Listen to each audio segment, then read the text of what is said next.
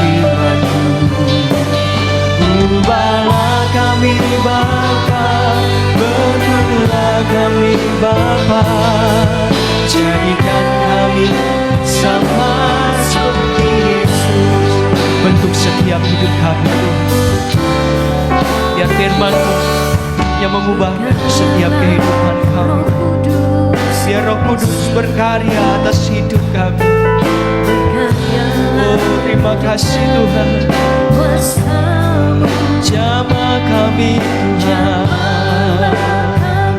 Oh, jamahlah setiap hati. Ubahlah kami jadi baru. Sekali lagi berkarya, berkaryalah ya Tuhan di kerinduan kami.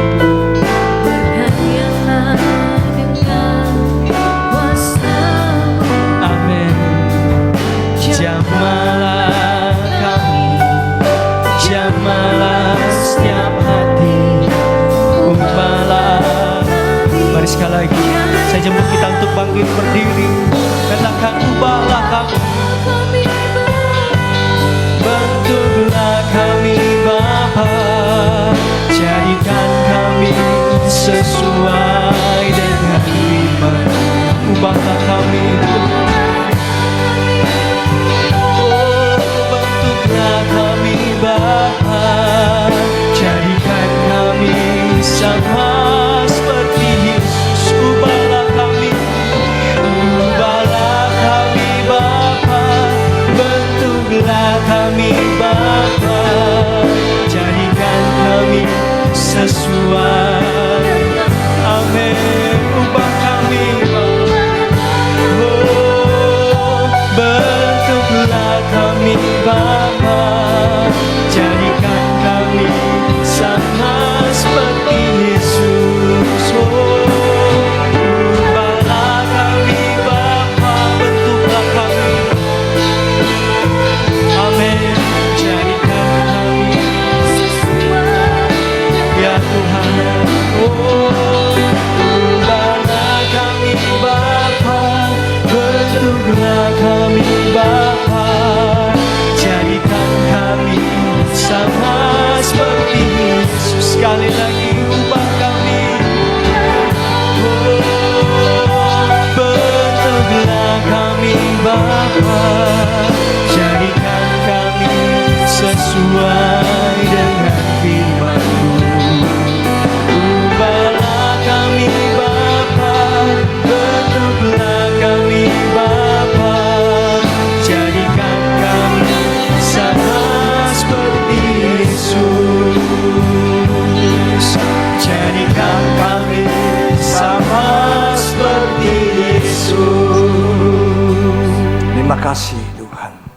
Ubahlah kami, ubahlah hati kami agar menjadi seperti Tuhan, seperti Engkau-lah Tuhan, seperti manusia pertama diciptakan menurut gambar dan rupa-Mu. Hanya karena dosa manusia jatuh. Dalam dosa manusia tidak serupa segambar Engkau. Gambar Allah itu rusak dalam diri manusia. Dan Engkau Yesus yang datang ke dalam dunia untuk memperbaiki apa yang rusak dari hidup ini. Terima kasih Tuhan. Terima kasih Roh Kudus, kami boleh mendapatkan anugerah-Mu untuk di satu hari kelak kami sesuai dengan gambaran daripada Engkau. Terima kasih, dalam nama Yesus Kristus kami percaya firman Allah menjadi bagian hidup kami. Amin. Ya, puji Tuhan. Bersama istri saya sampaikan salam. Tuhan Yesus memberkati kita. Hari ini saya menyampaikan firman Tuhan dengan tema roh takut akan Tuhan. Roh takut akan Tuhan ini dibutuhkan oleh kita gereja Tuhan di akhir zaman, bahkan manusia pada umumnya. Jikalau manusia tidak takut kepada Tuhan, manusia akan hidup banyak menyakitkan hati Tuhan dan berbuat dosa semena-mena. Yesaya 11 ayat 1 sampai yang ke-6, silakan dibaca. Suatu tunas akan keluar dari tunggul Isai, taruk yang akan tumbuh dari pangkalnya akan berbuah. Roh Tuhan akan ada padanya, Ya. roh hikmat dan pengertian, roh nasihat dan keperkasaan, roh pengenalan dan takut akan Tuhan. Ya, kesenangannya ialah takut akan Tuhan. Sukanya Raja Damai, itu perikopnya Raja Damai yang akan datang. Itu menunjuk kepada pribadi Tuhan Yesus. Raja Damai. Ini kepada kedatangan yang pertama kali, dia adalah Raja Damai, dan di kedatangan yang kedua kali pun dia adalah Raja Damai. Yang kita butuhkan adalah, mari kita baca selanjutnya ayat-ayatnya. Ia tidak akan menghakimi dengan sekilas pandang saja, Ya. atau menjatuhkan keputusan menurut kata orang. Kesenangannya takut akan Tuhan. Ya. Jadi gereja Tuhan atau umat manusia akhir zaman harus punya rasa takut kepada Tuhan. Ya. Sebab rasa takut hormat kepada Tuhan inilah yang dicari oleh Tuhan. Ayat yang keempat silakan dibaca. Tetapi ia akan menghakimi orang-orang lemah dengan keadilan, Ya. dan akan menjatuhkan keputusan terhadap orang-orang yang tertindas di negeri dengan kejujuran. Ya.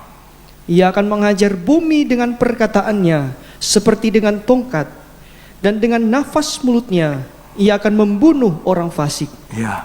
Ia tidak akan menyimpang dari kebenaran dan kesetiaan, seperti ikat pinggang tetap terikat pada pinggang. Ya.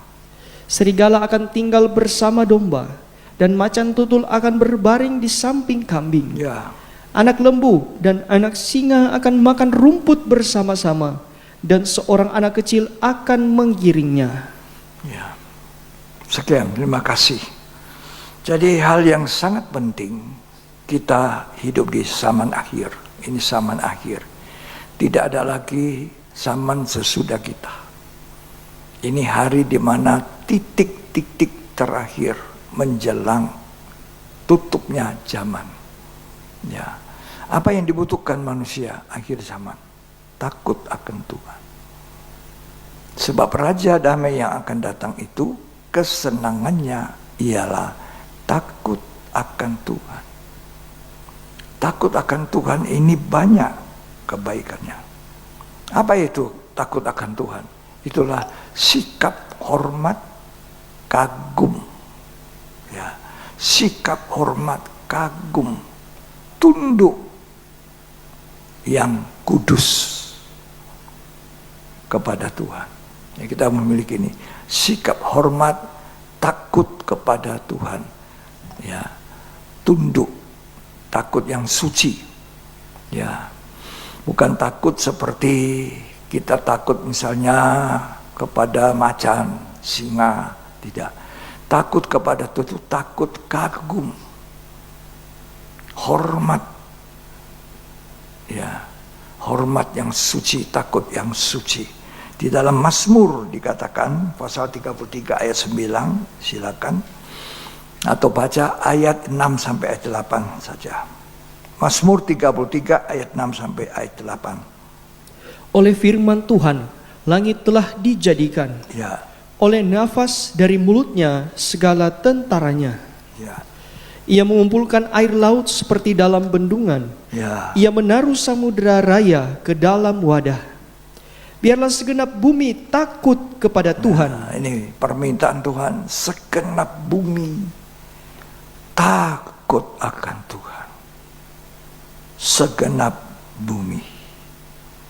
Ya, terus Biarlah semua penduduk dunia gentar terhadap Dia. seluruh penduduk dunia diminta untuk takut, gentar.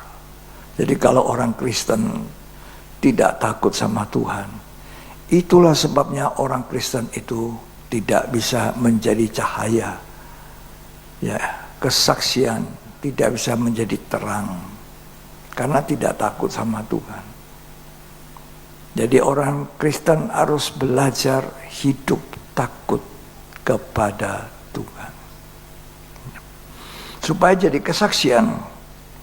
Nah, dalam beribadah pun ada rasa takut. Itu ibadah. Di dalam Maliaki, dalam Mazmur 2 ayat 11. Beribadalah kepada Tuhan dengan takut, dan ciumlah kakinya dengan gemetar. Jadi kalau kita datang beribadah, ada rasa hormat, takut kepada Tuhan. Ini sikap di dalam ibadah yang dikehendaki Tuhan. Bukan asal beribadah, asal kita melayani, tapi tidak ada hati yang takut, hormat, kagum. Ya. Maliaki 2 ayat 6 menyatakan, begitu banyak pelayan Tuhan, imam-imam, ya, hamba-hamba Allah tidak takut kepada Tuhan. Kita baca itu Maliaki 1 ayat yang ke-6. Seorang anak menghormati bapaknya, Ya, dan seorang hamba menghormati tuannya. ya. Jika aku ini bapa, di manakah hormat yang kepadaku itu? Kita panggil dia Bapa, ya Abah, tapi tidak hormat. Terus, Jika aku ini tuan, di manakah takut yang kepadaku itu? kalau aku ini kamu sebut Tuhan, di mana rasa takut itu?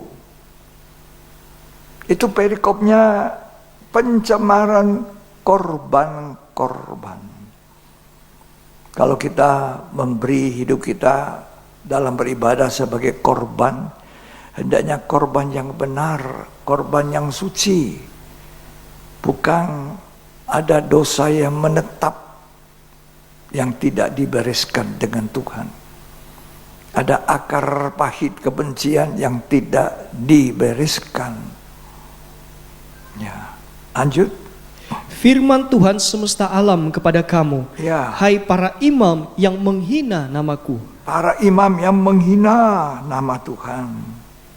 Terus, Tetapi kamu berkata, dengan cara bagaimanakah kami menghina namamu? ya, Kamu membawa roti cemar ke atas mezbaku. persembahannya tidak benar. Rotinya cemar. Ini yang memberi persembahan ini imam-imam, pelayan-pelayan. Ya, hamba-hamba Tuhan. Terus, Tetapi berkata, dengan cara bagaimanakah kami mencemarkannya? bagaimana caranya kami mencemarkan meja Tuhan itu? Terus, Dengan cara menyangka, meja Tuhan boleh dihinakan. ya, Apabila kamu membawa seekor binatang buta untuk dipersembahkan, ya, tidakkah itu jahat? ya, Apabila kamu membawa binatang yang timpang dan sakit, tidakkah itu jahat? ya.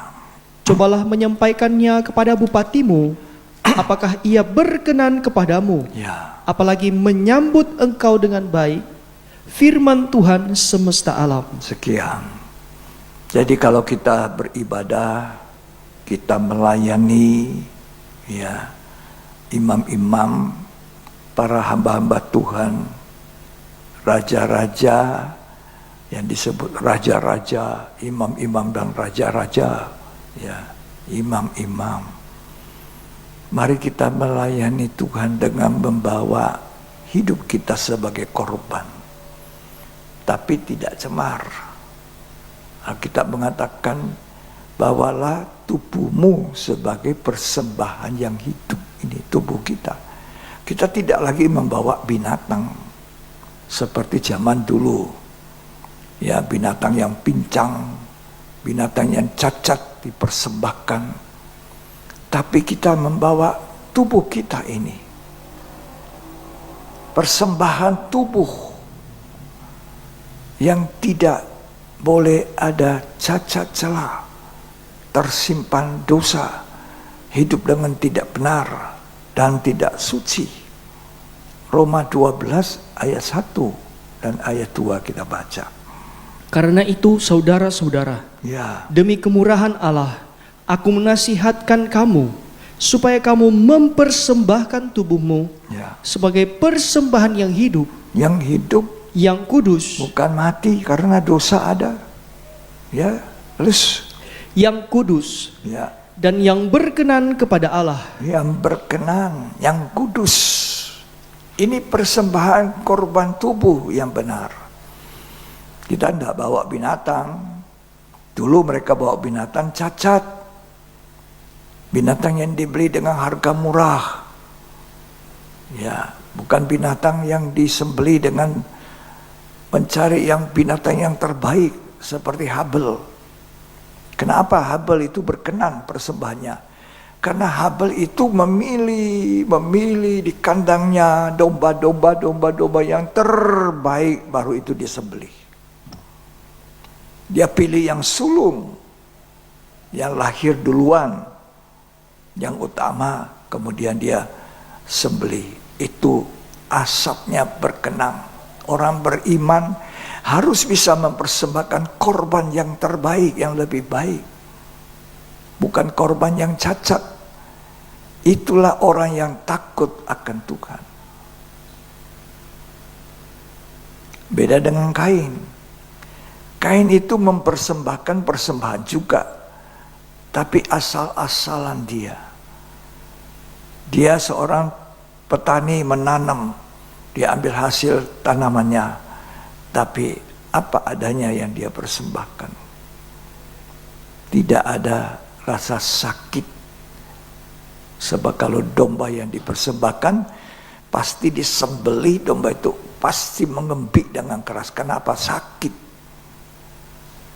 Korban persembahan kita kalau tidak disertai rasa sakit, misalnya membuang waktu, misalnya kita ada urusan yang lain, harusnya kita datang ke tempat ibadah, itu satu persembahan yang berkenan. Korban yang sakit, yang kemudian akan menyenangkan hati Allah, seperti persembahan daripada Habel. Sebab orang yang beriman akan memberi persembahan yang lebih baik, kata Alkitab. Ini orang yang takut Tuhan. Ya. Dalam Ibrani 11 kita baca tentang Habel.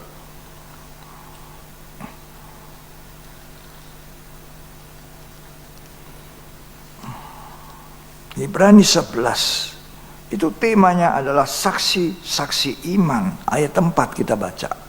Karena iman, Habel telah mempersembahkan kepada Allah korban yang lebih baik, korban yang lebih baik daripada korban Kain. Nah, korban apa itu yang lebih baik? Dia pilih di kandangnya mana domba yang lahir sulung, lahir yang utama, lahir yang terbaik, tambung, gemuk. Itu dipilih oleh Habel, lalu dipersembahkan kepada Tuhan, dan Tuhan mencium bau yang harum, berkenan. Makanya ditulis Allah berkenan. Lanjut dibaca. Allah berkenan. Ya, ulangi baca ayat 4. Karena iman, Habel telah mempersembahkan kepada Allah korban yang lebih baik, korban yang lebih baik daripada korban Kain. Korban Kain tidak berkenan, ditolak. Ya, terus dengan jalan itu ia memperoleh kesaksian kepadanya bahwa ia benar, karena Allah berkenan akan persembahannya itu. Bagaimana bandingannya dengan Maliaki 1 tadi yang kita baca? Tuhan berbicara kepada imam pada masa itu, ya, seorang anak menghormati bapak, seorang hamba menghormati Tuhan. Kalau aku ini bapak, yang kita panggil ya bapak, ya Abba, di mana rasa hormatmu kalau kita beribadah sembarangan, beribadah dengan ada dosa yang disimpan, beribadah dengan ada kepahitan, ada kebencian, ada segala macam hal yang tidak berkenan. Ya, lanjut dibaca itu Maliaki 1 ayat 6. Seorang anak menghormati bapaknya. Nah, anak itu wajib menghormati bapak, bukan anak yang kurang ajar. Lanjut. Dan seorang hamba menghormati tuannya. Ya. Jika aku ini Bapa, di manakah hormat yang kepadaku itu? Kalau aku ini bapakmu, mana hormat itu? Karena mereka membawa korban yang cemar, korban yang cacat, binatang yang murah-murah, yang ringan-ringan seringan mungkin. Nah ini Tuhan tegur para imam pada waktu itu. Kalau kamu bilang Bapak, di mana hormat itu? Lanjut dibaca. Jika aku ini Tuhan, Nah, di manakah takut yang kepadaku itu? jadi takut Tuhan itu yang dituntut oleh Tuhan kepada kita, gerejanya khususnya di akhir zaman. Orang Kristen, pelayan Tuhan, hamba-hamba Tuhan yang bergelar pendeta, pendeta muda, ya, ini perlu punya rasa takut pada Tuhan, mempersembahkan korban yang tidak cacat. Jangan ada dosa yang disimpan, jangan ada akar pahit, jangan ada masalah yang belum diselesaikan. Ini orang yang punya rasa takut. Karena roh takut Tuhan itulah yang kita butuhkan di zaman akhir menjelang datangnya Raja Damai. Yang kesenangannya dikatakan Yesaya 11 ayat 3, kesenangannya ialah takut akan Tuhan. Ya. Inilah orang yang berkenan. Nah, Habel dia pilih. Saya percaya Habel itu masuk ke kandangnya, dia milih-milih dombanya. Dia pilih. Dia belum puas sampai dia temukan yang terbaik dari semua pilihannya. Dan dia persembahkan dengan iman. Maka Alkitab mengatakan Habel diperkenan. Nah, Habel diperkenan. Marilah gereja Tuhan di akhir zaman kita memiliki rasa hormat, takut dan kagum. Itu artinya takut akan Tuhan. Takut akan Tuhan itu hormat, kagum, ya, kepada Dia. Puji nama Tuhan. Jangan asalkan nyanyi sembarang nyanyi. Ya, jangan melayani sembarang melayani. Yohanes 14 ayat 27. Ini kalau tidak ada persembahan kita cacat. Ya. Silakan dibaca Yohanes 14 ayat 27. Damai sejahtera ku tinggalkan bagimu. Ya. Damai sejahteraku kuberikan kepadamu. Ya. Dan apa yang kuberikan tidak seperti yang diberikan oleh dunia kepadamu. Itu temanya tadi Yesaya 11, Raja Damai yang akan datang. Kalau kita memiliki rasa takut pada Tuhan, rasa damai itu ada. Karena kita bebas daripada kesalahan. Persembahan tubuh kita seperti domba yang tidak cacat. Ada rasa damai, damai sejahtera.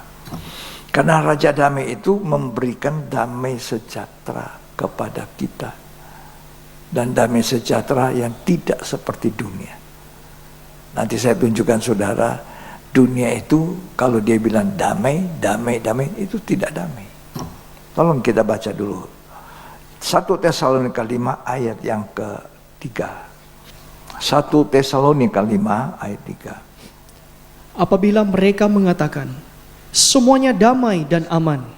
Ini damainya dunia. Maka tiba-tiba mereka ditimpa oleh kebinasaan. Seperti seorang perempuan yang hamil ditimpa oleh sakit bersalin. Ya. Mereka pasti tidak akan luput. Damainya negara-negara, damai di ujung nuklir.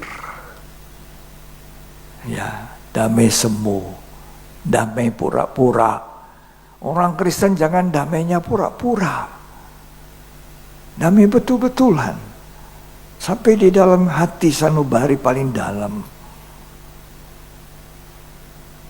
Ini orang yang punya rasa hormat, kagum, takut kepada Tuhan. Kemarin saya berbicara ini kepada banyak hamba-hamba Tuhan. Kalau kita tidak punya rasa takut kepada Tuhan, apalagi yang kita butuhkan. Dan saudara kira hamba Tuhan itu sudah sempurna? Tidak. Bisa saling tuding menuding, saling provokasi, menebarkan kebencian. Ini zaman akhir, zaman di mana Tuhan sedang menyaring. Modalnya cuma satu, takut akan Tuhan. Kalau kita marah, bertengkar satu dengan lain, saya katakan, bagaimana kita sembahyang? Bagaimana kita mempersiapkan khotbah? Bagaimana kita berkhotbah?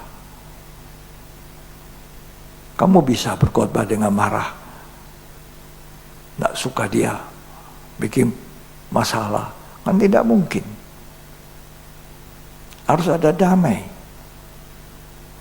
Dalam pertemuan kita seringkali dengan bapak-bapak wali kota, bapak gubernur, itu seringkali ada waktu-waktu tertentu para hamba Tuhan diundang ke kantor wali kota, ya, kantor gubernur, lantas pejabat itu,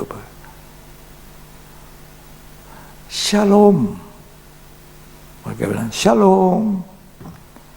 Kita jawab apa? Damai di hati. Lalu pertanyaannya, orang damai di hati ini benar-benar atau cuma mulut?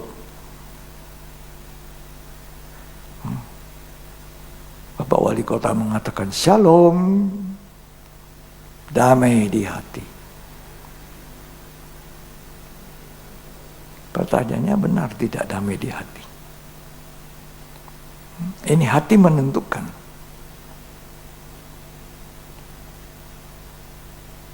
Hati ini bisa tersimpan begitu banyak dosa. Bayangkan, dari hati timbul segala macam kejahatan, segala macam dosa. Jaga hatimu dengan segala kewaspadaan. Dari situ terpancarlah kehidupan. Kata Amsal 4 ayat 23. Saya mau baca Matius 15. Matius pasal yang ke-15 ayat 11. Dengar dan camkanlah. Camkanlah. Bukan yang masuk ke dalam mulut yang menajiskan orang. Bukannya masuk di mulut ini makanan yang bikin najis kita, melainkan yang keluar dari mulut. Nah, itulah yang menajiskan orang. Yang keluar dari mulut, kata-kata yang meluap dari hati. Sebab apa yang diucapkan mulut harusnya itu keluarnya sumbernya dari hati. Terus, maka datanglah murid-muridnya dan bertanya kepadanya, ya, engkau tahu bahwa perkataanmu itu telah menjadi batu sandungan bagi orang-orang Farisi? Ya. Jawab Yesus, setiap tanaman yang tidak ditanam oleh Bapakku yang di sorga, ya, akan dicabut dengan akar-akarnya. Ini orang Farisi, sama dengan imam-imam dalam Maliaki yang kita baca. Mereka berada di bait Allah, tapi mereka memberikan persembahan yang cacat, yang tidak berkenan. Mereka memberikan persembahan korban, tapi korban tidak disertai takut Tuhan. Sehingga mereka punya korban ditolak sama Tuhan. Nah, di zaman perjanjian baru Raja Damai itu datang.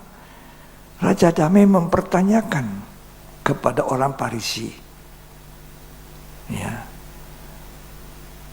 apakah kamu orang yang berkenan? Ya. Lalu Tuhan memberikan satu penjelasan yang lebih. Ayat yang ke-15 dan 16. Tolong dibaca. Lalu Petrus berkata kepadanya, Ya. jelaskanlah perumpamaan itu kepada kami. Nah. Jawab Yesus, kamu pun masih belum dapat memahaminya? Nah. Tidak tahukah kamu bahwa segala sesuatu yang masuk ke dalam mulut Yang masuk makanan ini, perumpamaan ini ditanya, tolong jelaskan. Yang masuk tidak menajiskan. Semua makanan halal. Apa yang tidak benar dari hati itu? Tolong dibaca. Yang masuk ke dalam mulut, turun ke dalam perut, lalu dibuang di jamban. Tetapi apa yang keluar dari mulut berasal dari hati. Yang keluar di mulut itu dari hati.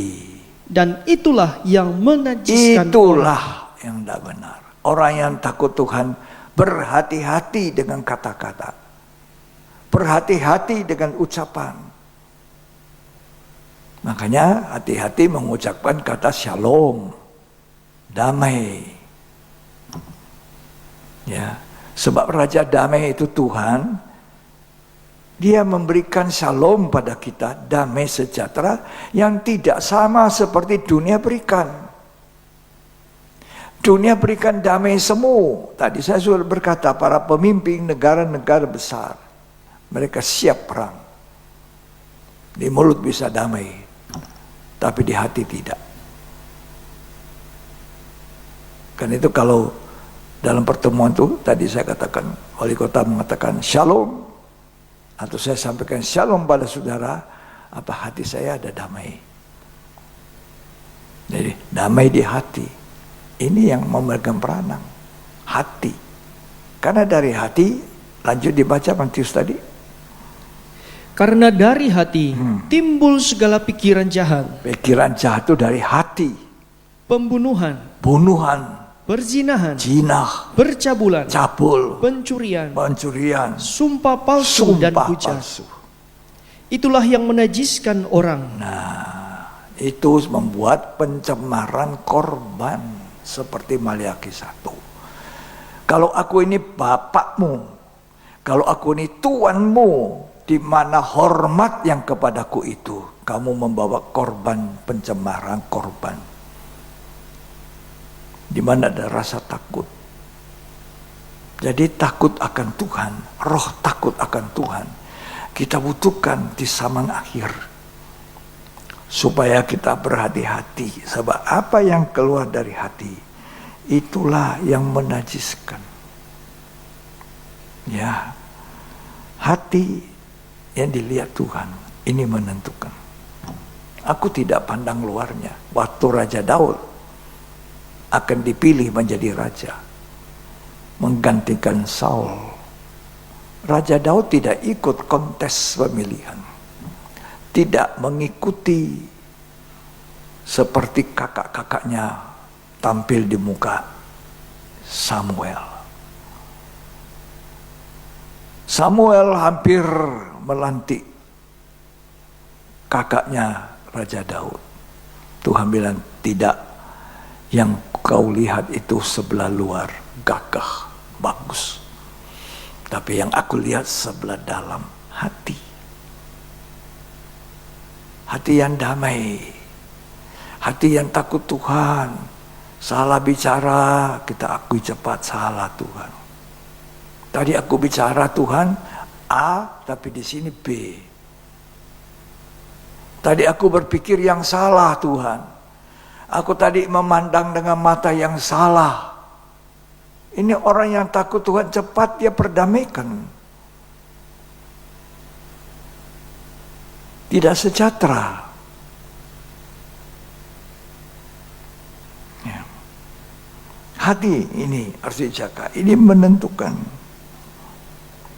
Tolong dibaca lagi Yesaya 11 ayat 3. Ya, kesenangannya ialah takut akan Tuhan. Takut akan Tuhan. Kesenangannya Raja Damai. Jadi akan ada hubungannya takut akan Tuhan dengan rasa damai. Karena Tuhan berikan kita damai sejahtera. Ya. Waktu Yesus sudah mati dan bangkit, karena murid-murid sudah biasa dengan Tuhan Yesus, berkumpul bersama-sama sekian lama. Ketika Tuhan sudah tidak ada, mereka semua ketakutan. Mereka kunci diri mereka di dalam kamar yang terkunci itu, Raja Damai itu datang. Apa yang diucapkan? Damai sejahtera bagi kamu.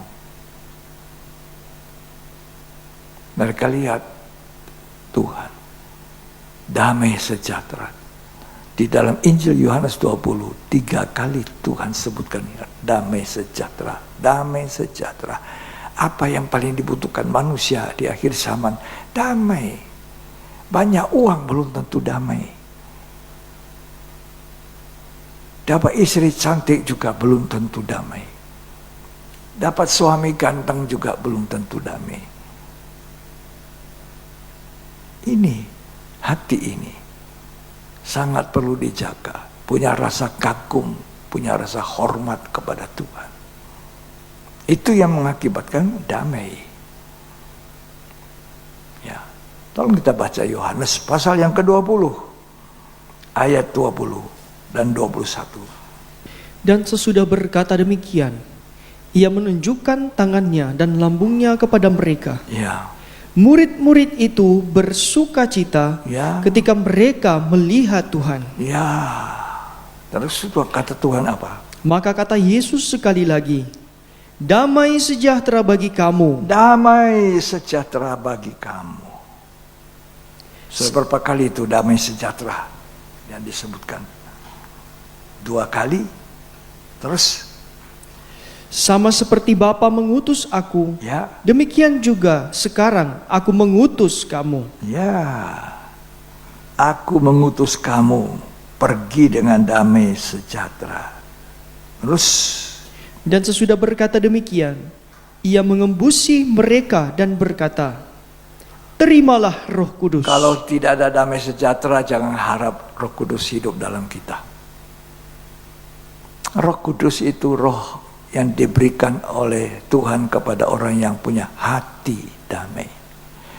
Wanita Samaria tidak punya damai di hati. Kenapa tidak punya damai? Kawin, cerai, kawin, kumpul, suami. Dia bisa pergi nimba air di sumur Yakub yang terkenal. Dia bawa segala macam kebutuhan untuk mengisi air. Bertemu Yesus di situ.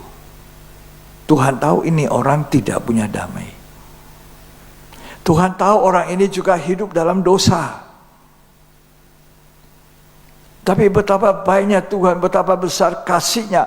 Dia sengaja ada di pinggir sumur Yakub. Sebenarnya dia Allah yang jadi manusia turun dari sorga untuk menyelamatkan banyak manusia, terutama di akhir zaman ini. Itu sebabnya Tuhan ingin kita harus hidup takut Tuhan, supaya ini bisa disebarkan kepada orang, supaya mereka bertobat. Dia mau isi air di tempayang, orang itu menyapa, beri aku minum. Orang Yahudi bicara dengan saya, orang Samaria. Orang Yahudi merasa super, tidak ngomong dengan peranakan, tidak ngomong dengan orang Samaria. Tapi ini kok orang Yahudi menyapa saya.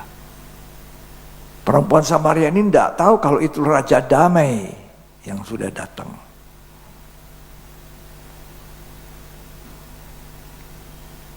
Beri aku minum.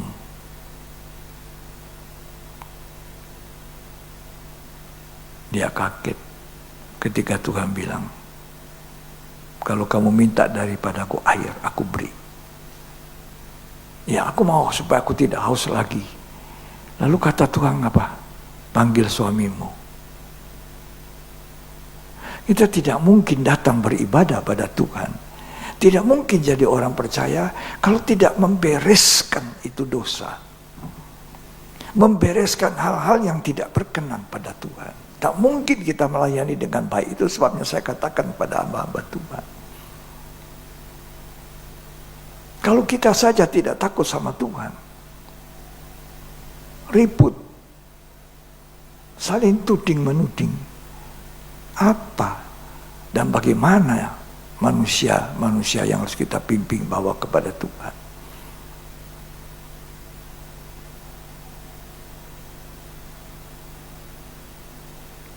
Tuhan bilang apa?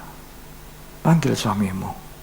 Kenapa bisa kawin, cari, cari lagi sampai yang keenam, bukan suamimu. Ini hati tidak damai. Setelah Tuhan tegur keras, banyak orang tidak suka ditegur keras firman. Padahal itu yang memperbaiki hidup. Selama ada kesempatan, cepat-cepat memperbaiki hidup. Kita tidak tahu hidup kita kapan selesai. Jangan pikir nanti tunggu satu waktu, so hampir mati baru saya betulnya. Kita tidak tahu kapan kita mati.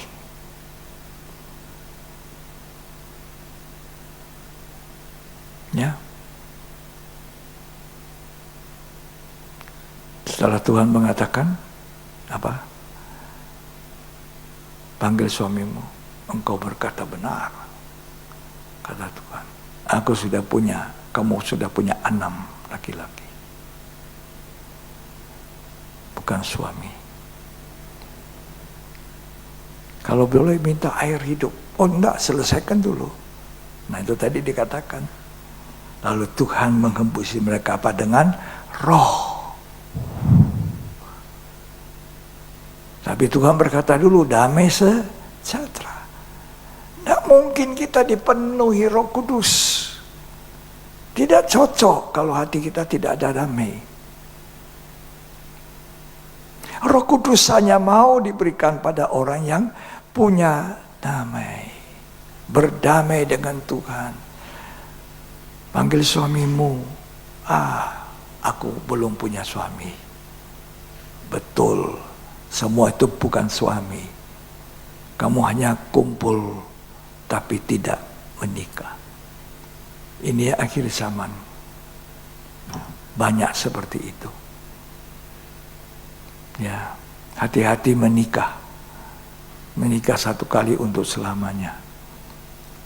Pilihlah calon suami istri takut akan Tuhan. Tidak usah pilih gantengnya, banyaknya uangnya, ilmunya tinggi. Bukan itu menentukan. Takut akan Tuhan. Itu modal. Ya, modalnya pasangan hidup. Takut akan Tuhan. Nah setelah perempuan ini mau membereskan, Tuhan beri roh, air hidup. Kita butuh zaman akhir ini, Roh Kudus diam di dalam kita. Roh Kudus itu yang menjadi penolong kita. Roh Kudus itu yang menginsafkan akan ada dosa di dalam kita. Roh Kudus itu segalanya dan akan dicerokan kepada kita umat manusia, orang percaya double. Roh Kudus akan dilimpahkan berlimpah-limpah di akhir zaman. Jaga itu, jangan duka citakan Roh Kudus. Berdamai, ada dosa singkirkan. Karena ada rasa takut kepada Tuhan. Di sini bicara A, di sini bicara B, itu aja tidak sejahtera. Saya tidak sejahtera. Saya tidak tahu kalau saudara. Dan saya minta ampun, Tuhan saya salah. Ya, itu takut akan Tuhan. Bahkan takut akan Tuhan itu harus lebih dari orang lain takut akan Tuhan. Kalau orang lain takut Tuhannya 50%, kita harus 100%. Ini miliki roh takut akan Tuhan di zaman akhir. Ya. Sebab dikatakan tadi kesenangannya ialah takut akan Tuhan. Saya suka baca lagi ya. Yesaya 11 ayat 3. Ya, kesenangannya ialah takut akan Tuhan. Kesenangannya ialah takut akan Tuhan. kesenangan dari Raja Damai yang akan datang, takut akan Tuhan. Nanti kalau dia datang kedua kali, dia juga cari mana itu orang yang takut akan Tuhan.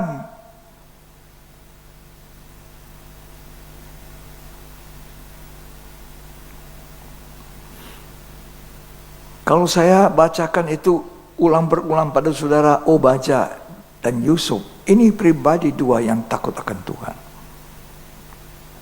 Obadja mencapai kedudukan yang tinggi, kepala istana, menguasai istana di samping raja. Tapi dikatakan Obadja itu takut Tuhan dari kecil. Hebat ini.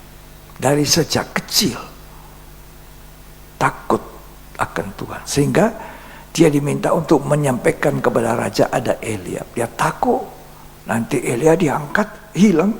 Tak, mana ada Elia? Kamu dusta. Jadi takut berdusta itu pun dilakukan oleh Obadja.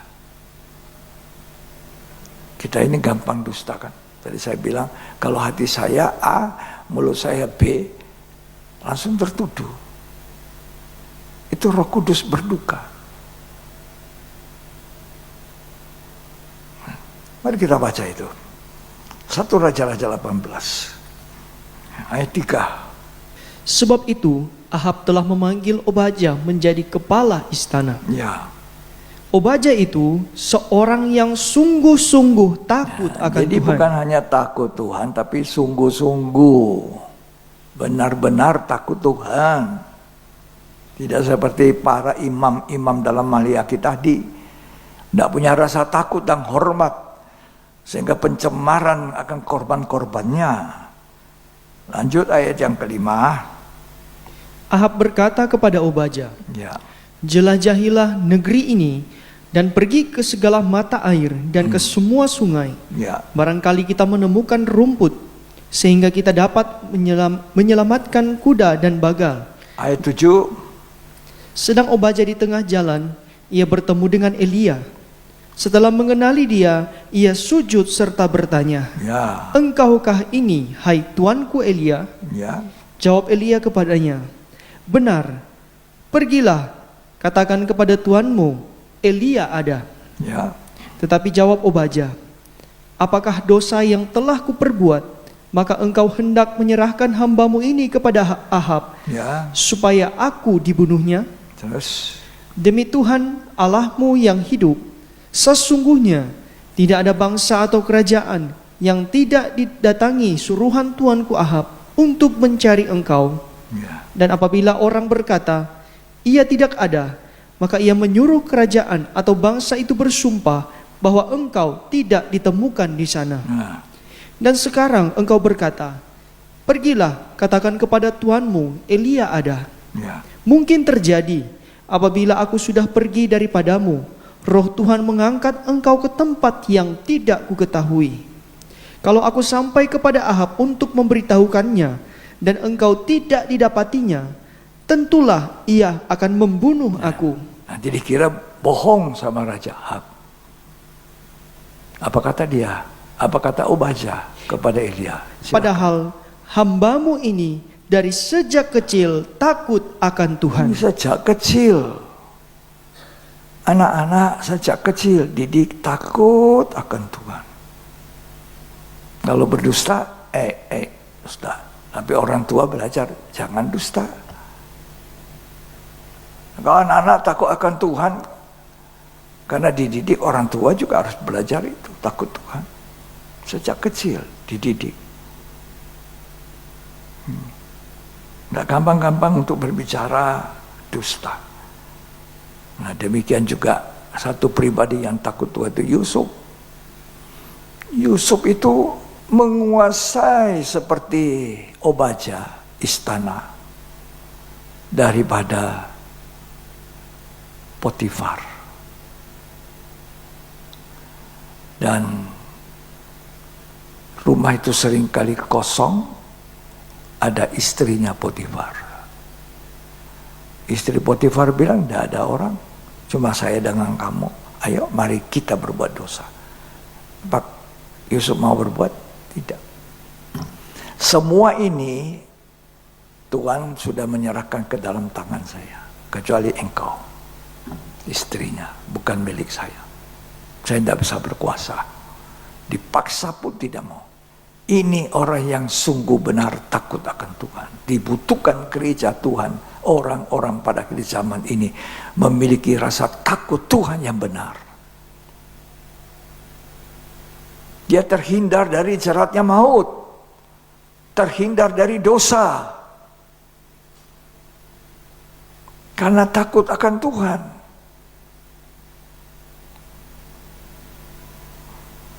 Orang yang tidak takut Tuhan, kalau Yusuf tidak takut Tuhan, habis. Dia sudah berbuat dosa dengan istri Potifar.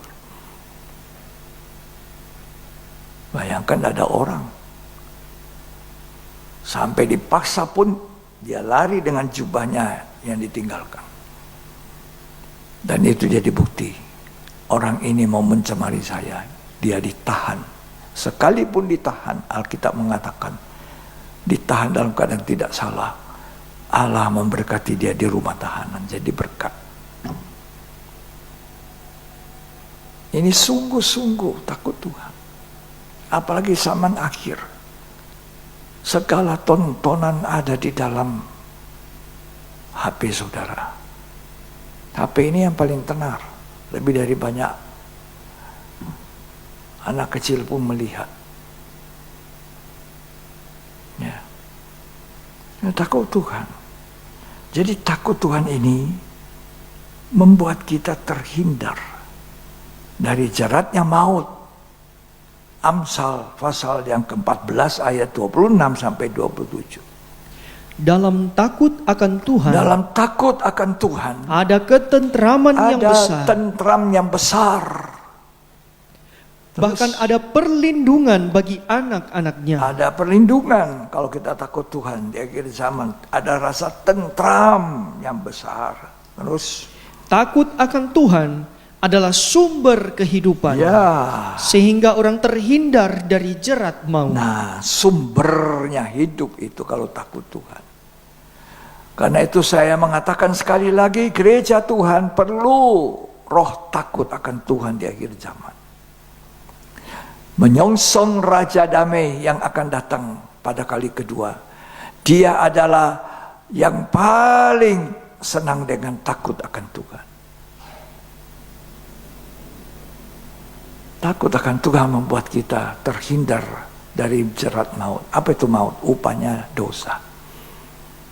Jadi orang jatuh dalam dosa tidak takut Tuhan, upahnya maut. Ya, terhindar kita dari takut Tuhan itu bisa umur panjang kita. Diberi umur panjang. Amsal 10 ayat 27.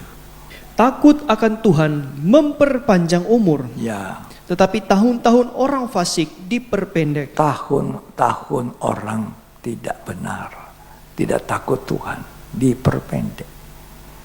Kalau mau umur panjang, takut akan Tuhan. Ada sakit, Tuhan bisa tolong sembuhkan, ada mujizat. Ini orang yang takut Tuhan. Takut Tuhan memperpanjang umur. Biar kita menyanyi happy birthday, panjang umur. Saya paling sering mengatakan kepada jemaat, terima kasih, hiduplah dengan berkat rohani dan jasmani melimpah, sehat dan lanjut umur panjang. Tapi yang paling menentukan umur panjang adalah Tuhan. Kalau kita punya rasa takut kepada Tuhan. Takut ini takut yang hormat tadi saya katakan. Apa itu takut kepada Tuhan? Hormat dan kagum. Ku kagum hormat akan Engkau. Kita melayani dengan baik, dengan bebas. Ya. Nah, Yesaya 11 kita kembali ke situ sebentar. Yesaya 11. Sekarang ayat 4. Tetapi ia akan menghakimi orang-orang lemah dengan keadilan. Ya. dan akan menjatuhkan keputusan terhadap orang-orang yang tertindas di negeri dengan kejujuran. Jadi dia ini menghakimi, Raja Damai itu. Karena itu kita tidak diminta oleh Tuhan untuk saling menghakimi. Ini kemarin juga saya berbicara pada rekan-rekan hamba Tuhan. Saya diizinkan berbicara dari firman Tuhan. Supaya kita jangan saling menghakimi. Karena cuma ada satu hakim, itulah Tuhan. Hakim yang benar. Di pengadilan banyak hakim yang tidak benar. Saya tidak katakan semua pasti tidak benar. Ada juga yang benar. Tapi lebih banyaknya hakim yang tidak benar. Karena itu dicatat oleh kitab pengkhotbah. Di tempat pengadilan terdapat banyak ketidakadilan. Keputusan yang tidak benar. Tapi Allah yang akan datang, hakim di atas semua hakim itu adalah hakim yang adil. Kalau dia bilang kamu salah, pasti itu salah. Karena itu Tuhan berkata kepada kita, jangan saling menghakimi supaya kamu tidak dihakimi. Jangan saling menghakimi supaya tidak dihakimi. Jangan menjatuhkan keputusan menurut kata orang. Ya, tidak menghakimi menurut apa kata orang. Inilah yang harus kita lakukan. Berhati-hati dengan hidup ini. Takut akan Tuhan. Jangan menghakimi. Jaga hati tetap damai. Ada shalom. Kalau tidak ada damai, cepat selesaikan. Apa susahnya kita ngalah sama orang? Saya minta maaf ya, saya salah.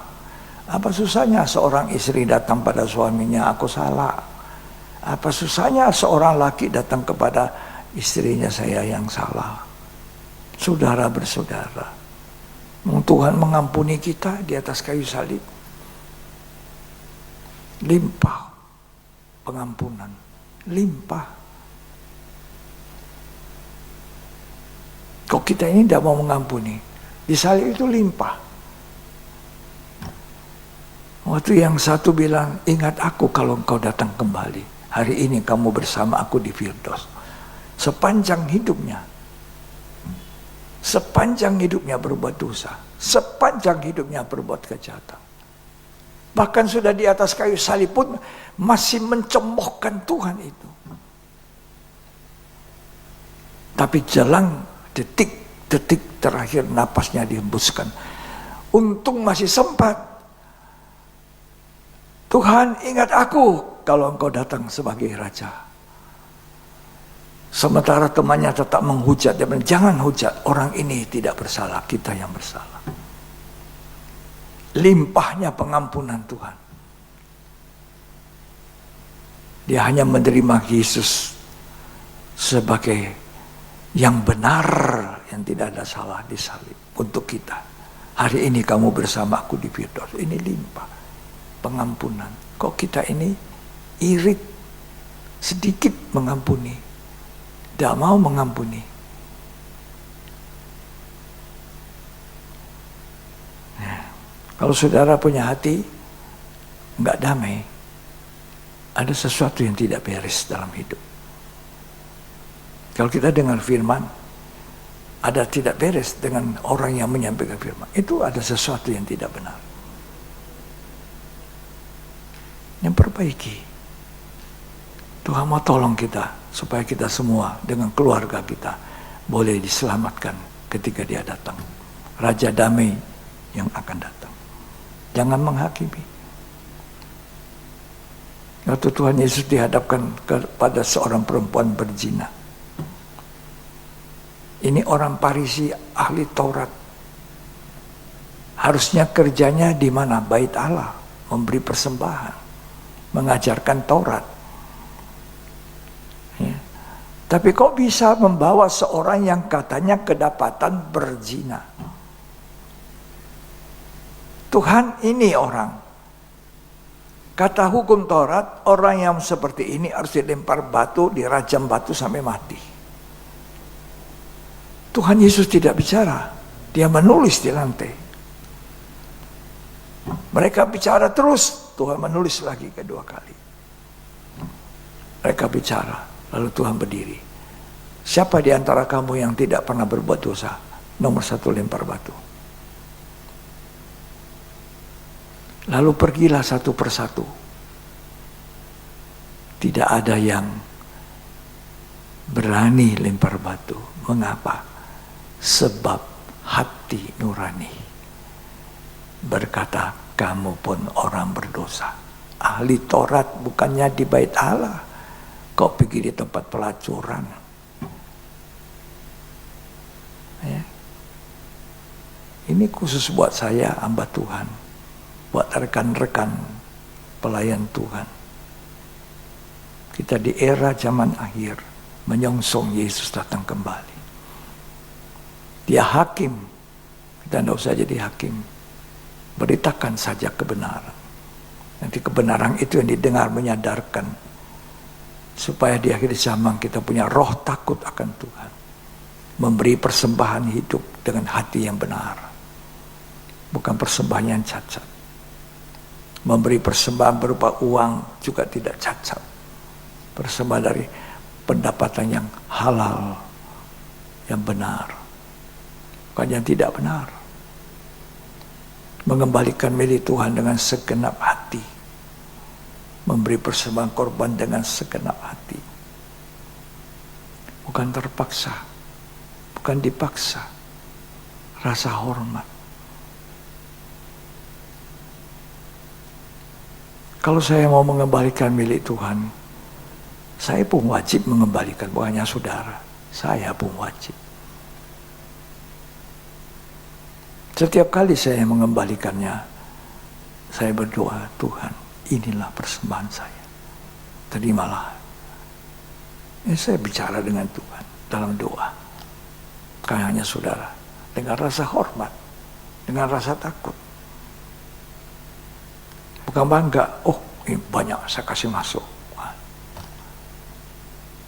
Bukan banyak, sedikit nilainya. Bagaimana kita memberi persembahan? Jangan korban cemara. Kalau aku ini, kata Maliaki 1 tadi, kalau aku ini kamu sebut Bapak, kamu sebut Tuhan, di mana rasa hormat itu kepadaku, di mana ada rasa takut itu kepada aku.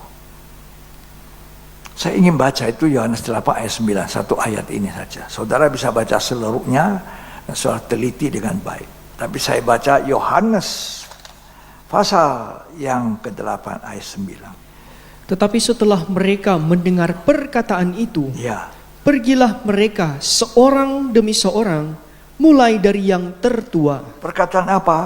Siapa yang tidak berdosa, lempar batu dulu. Terus, Akhirnya tinggallah Yesus seorang diri dengan perempuan itu yang tetap di tempatnya. ya, akhirnya tinggallah Yesus seorang diri. Waktu dikatakan pergilah seorang demi seorang, dalam terjemahan yang asing ada tambahan, tertempelak hati nurani, bahwa mereka berdosa juga, tidak ada hak untuk menghakimi. Nah itu dalam bahasa Indonesia tidak lengkap, tapi dalam terjemahan asing tertempelak hati mereka. Siapa tidak pernah berbuat dosa, lempar batu. Tertempelak hati nurani. Hati nurani tidak bisa dibohongi. Itu suaranya Allah yang ditaruh. Kenapa Adam sembunyi ketika Tuhan panggil? Adam manusia, di mana kamu? Dia sembunyi. Aku takut. Kenapa kamu takut? Kenapa kamu sembunyi, Adam? Apakah kamu makan buah yang dilarang? Ini istriku yang kasih makan, maka ku makan. Tidak jujur lagi manusia.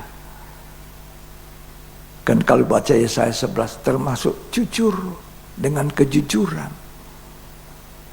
Tak jujur. Ini perempuan yang kau tempatkan di sisiku, kasih makan, aku makan. Ya. Bukan bilang, ya Tuhan aku sudah makan. Itulah manusia. Waktu Hawa ditanya, kamu makan? Itu ular yang suruh saya makan. Dan itulah manusia sekarang. Menolak kesalahan pada orang. Istri menolak pada suami, suami menolak pada istri. Anak menolak orang tua yang salah.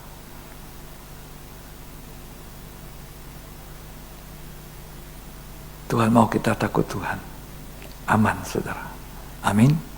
Ya, miliki roh takut Tuhan. Ini kesenangan daripada Tuhan. Kesenangan dari Raja Damai. Kita sudah dekat kedatangan Raja Damai. Mari kita punya roh takut akan Tuhan. Tuhan Yesus memberkati kita. Mari kita bangkit, berdiri, kita menyembah Dia, memuliakan Dia. Persembahkan tubuh ini, persembahan yang baik, yang benar, yang berkenan. Bukan binatang cacat yang dipersembahkan imam-imam di Maliaki 1. Dan kita sekarang tidak bawa binatang, tapi bawa tubuh ini. Rasul Paulus mengatakan dalam Roma 12, persembahkan tubuhmu, persembahan yang hidup. Sebab kau layak Tuhan terima pujian.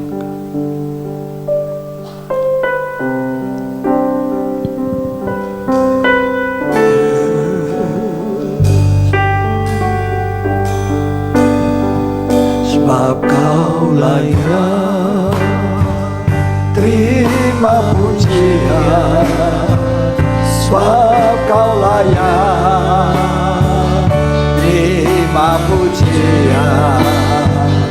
Sebab kau layak ku agungkan Yesus, Raja di atas segala raja.